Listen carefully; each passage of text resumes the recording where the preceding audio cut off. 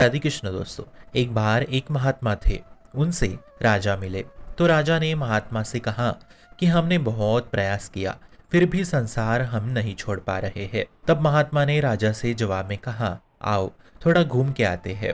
जब दोनों घूमने गए तब एक बड़ा विशाल वृक्ष था। उस वृक्ष को महात्मा ने जोर से दोनों हाथों से आलिंगन कर लिया और चिल्लाए, राजा हमें छुड़ाओ, मुझे वृक्ष ने पकड़ रखा है। राजा बोले, अरे महाराज जी, काहे को मजाक करते हो? वृक्ष को आपने पकड़ रखा है, अगर आप वृक्ष को छोड़ दो तो आप स्वयं ही मुक्त हो।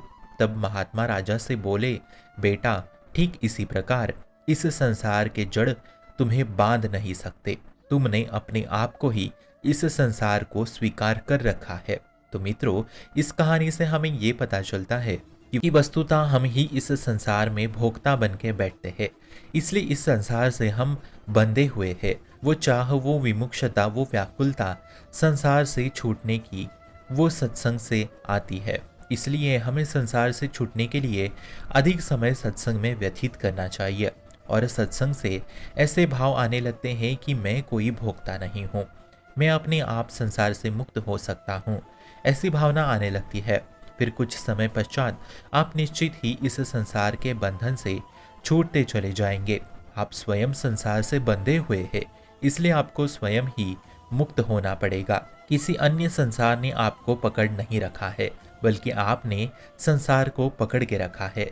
यदि आपने स्वयं से छोड़ दिया तो आप मुक्त हो। इसलिए गोस्वामी तुलसीदास जी कहते हैं, जड़ चैतन्य ग्रंथ पड़ गई, यद्यपि मनशा छूटती कदी नहीं। अर्थात मनुष्य ने इस संसार को स्वयं ने ही पकड़ रखा है।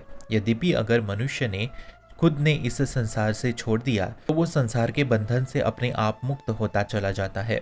और ये तभी होता है जब सत्संग होता है। तो हम 5 ज्ञान इंद्रियों द्वारा प्रकृति का मन के साथ जो भोग करने का लालच है, वही आपको संसार में बांधे रखती है।